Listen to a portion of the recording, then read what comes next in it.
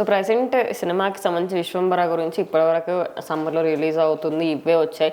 రీసెంట్గా ఒక song shooting కూడా కంప్లీట్ అయిందని వస్తుంది. అసలు సాంగ్ షూటింగ్ ఎక్కడ జరిగింది, ఏంటి, మరి ఆ సాంగ్కి ఎవరు కంపోజ్ చేస్తున్నారు, ఏంటి, దాని గురించి చెప్పండి. సో ఆటోమేటిక్గా విశ్వంబర మోస్ట్ హైపుడ్ ప్రాజెక్ట్ అని చెప్పొచ్చు చిరంజీవి గారి కెరీర్లో. సో ఎందుకంటే పాన్ ఇండియా వైడ్గా రిలీజ్ అవుతుంది. అలాగే బింబిసారా డైరెక్టర్ అయిన వశిష్ఠ గారు ఈ సినిమాని చాలా ప్రతిష్టాత్మకంగా తెరకెక్కిస్తున్నారు. ఒక మీడియం బడ్జెట్ ఇస్తేనే వశిష్ఠ గారు ఒక ఎక్సలెంట్ సినిమా తీశారు ఇండస్ట్రీకి.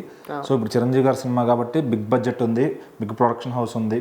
సో యువి క్రియేషన్స్ అంతా కూడా సో దగ్గరుండి వాళ్ళు ఆ ప్రొడ్యూసర్ ఎవరైతే ఉన్నారో విక్కీ వీళ్ళందరూ దగ్గరుండి చూసుకుంటున్నారు సినిమాని. సో లేటెస్ట్గా ఈ సినిమా మొత్తానికి కూడా కీరవాణి గారు మ్యూజిక్ ఇస్తున్నారు. బింబిసారాకి ఓన్లీ బ్యాక్గ్రౌండ్ స్కోర్ మాత్రం ఇచ్చారు కీరవాణి గారు. దీనికి వచ్చేసరికి ఫుల్ మ్యూజిక్ అంతా కూడా ఆయనే చేస్తున్నారు.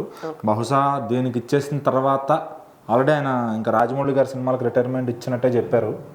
సో మరి ఈ సినిమా తర్వాత కంప్లీట్ రిటైర్మెంట్ తీసుకుంటారేమో అనేది తెలియదు. సో నెక్స్ట్ నుంచి వాళ్ళ అబ్బాయికి ఈయన ఇన్పుట్స్ ఇచ్చి వర్క్ చేపిస్తారని తెలుస్తుంది. సో ఇది విశ్వంబర బహుశా కీరవాణి గారు ఆయన ఇంట్రెస్ట్తో చేసే ఒక లాస్ట్ మూవీ కావచ్చు. సో ఏంటంటే దీనికి ఇంకా ఫుల్ ఎఫర్ట్స్ పెట్టేస్తారని తెలుస్తుంది. సో మరి చిరంజీవి గారు కీరవాణి గారికి ఎన్నో హిట్స్ వచ్చినాయి ఒకప్పటి నుంచి. జగదేక వీరుడు ఎన్నో సినిమాలు ఉన్నాయి, క్లాసిక్స్ ఉన్నాయి. సో ఇప్పుడు కూడా ఈ సినిమాకి ది బెస్ట్ అవుట్పుట్ తీసుకొస్తున్నారని తెలుస్తుంది. ఆల్రెడీ హనుమంతుడి బ్యాక్ డ్రాప్ లో ఏదో సంథింగ్ ఒక సాంగ్ ఉందంట, అది ఇంట్రొడక్షన్ సాంగ్ అనొచ్చు, అది చాలా బాగా వచ్చిందని చెప్పారు. సో దాని తర్వాత ఇప్పుడు హీరోయిన్తో ఒక సాంగ్ జపాన్లో షూటింగ్ అయిందంట, అది ఈరోజే కంప్లీట్ అవ్వడం జరిగింది. అది కూడా హ్యూజ్ స్పాన్లో జపాన్లో ఉన్న గొప్ప గొప్ప లొకేషన్స్లో మొత్తం పిక్చరైజ్ చేయడం జరిగింది అనమాట. సో కీరవాణి గారు చాలా రోజుల తర్వాత మళ్ళీ చిరంజీవి గారికి ఒక మంచి మెలడీ ఇచ్చారని తెలుస్తుంది. సో మరి అది ఎలా ఉండబోతుంది ఏంటనేది తెరపైనే చూడాలి. సో దీనికి సంబంధించిన సాంగ్స్ అవన్నీ కూడా సంక్రాంతి నుంచి విశ్వంబర అయితే స్టార్ట్ అవుతాయి. ప్రమోషన్స్ ఏవైతే ఉన్నాయో ఆల్రెడీ ఒక టీజర్ వచ్చేసింది, అది అంత గ్రాండ్ స్కేల్లో ఉందో చూసాము.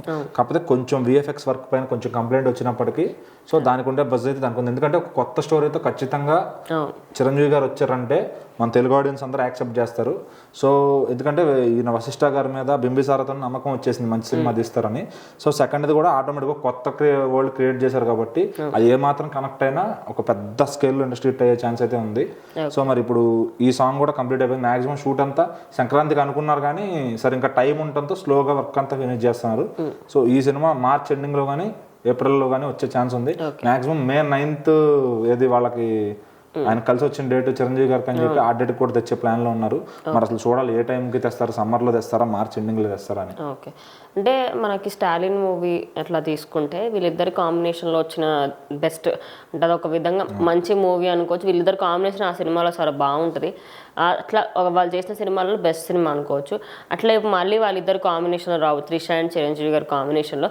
మరి ఈ సినిమా పైన ఇట్లా కాంబినేషన్ ఏదైతే హీరో హీరోయిన్ కాంబినేషన్ ఉందో అది ఎలా ఉంటుందని ఎక్స్పెక్ట్ చేస్తున్నారు? డెఫినెట్లీ త్రిష గారు ఏంటంటే మన సీనియర్ హీరోస్ అందరికీ ఆవిడ చాలా చక్కగా సరిపోతారు. ఎందుకంటే ఆవిడ ఎంత ఏజ్ ఉన్నా ఏజ్ తక్కువ ఉన్నట్టు కనిపిస్తారు. సో వీళ్ళ పక్కన ఆ చేసే ఏదైతే కాంబినేషన్ ఉంటుందో కరెక్ట్గా అటు చిరంజీవి గారికి కానీ, బాలకృష్ణ గారికి కానీ, నాగార్జున గారికి కానీ, వెంకటేష్ గారికి కానీ కరెక్ట్గా సెట్ అవుతారు.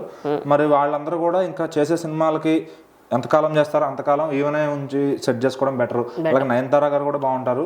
బాలకృష్ణ గారికి నయనతార గారికి పేరు ఎంత బాగుంటుందో మనం చూసాము. సో అట్లా ఏంటంటే చిరంజీవి గారి పక్కన మళ్ళీ త్రిష గారు ఆఫ్టర్ లాంగ్ టైం చేస్తున్నారు కాబట్టి మళ్ళీ ఈ పేరు చాలా ఫ్రెష్ గా ఉంటుంది చూసే వాళ్ళకి. సో అట్లా ఆ సినిమా ఖచ్చితంగా వర్కౌట్ అవుద్దనే చెప్పొచ్చు. ఎందుకంటే ఇప్పుడు ఏదో ఉన్న యంగ్ హీరోయిన్స్ మీద బలవంతంగా ఏదో ఏజ్ తక్కువ అయిందని మాట అనిపించుకునే కన్నా త్రిష గారు లాంటి వాళ్ళు, నయనతార గారు కొంచెం ఏజ్డ్ హీరోయిన్స్ నే పెట్టుకుంటే చూసే వాళ్ళకి కూడా కొంచెం ఫిట్టింగ్ అనిపిస్తుంది పేరు. వాళ్ళు కూడా పర్ఫెక్ట్ గా సెట్ అవుతారు కాబట్టి అలా తీసుకోవడం. సో ఖచ్చితంగా వీళ్ళ పేరులో ఆల్రెడీ 3 or 4 హిట్ సాంగ్స్ ఉన్నాయి స్టాలిన్ లో, కాబట్టి ఈసారి కూడా ఒక మంచి హిట్ సాంగ్స్ రాబోతున్నాయి. సో ఈ జపాన్ లో జరిగిన సాంగ్ అయితే చాలా బాగా వచ్చిందని చెప్పి ఆ మూవీ యూనిట్ అంతా తిరుపుతున్నారు అన్నమాట సోషల్ మీడియా ద్వారా. సో మరి ఇంకా ఎలాంటి సాంగ్స్ ఉంటాయి, ఇంకా మూవీలో ఏమేమి హైలైట్స్ ఉంటాయి, మళ్ళీ ఈ సినిమాలో ఇంటర్వెల్ బ్యాంక్ ఫైట్ కూడా చాలా కొత్తగా బిగ్ స్కేల్లో ఉండబోతుందంట. ఆ మొత్తం హనుమంతుడి దగ్గర ఒక బిగ్ ఫైట్ అయితే జరిగింది. ఆ ఫొటోస్ కూడా మనం చూసాం, వెపన్స్ అన్ని వస్తూ. సో అట్లా ఈ సినిమా పైన అయితే భారీగా అంచనాలు అయితే పెట్టుకోవచ్చు ఫ్యాన్స్ అంతా.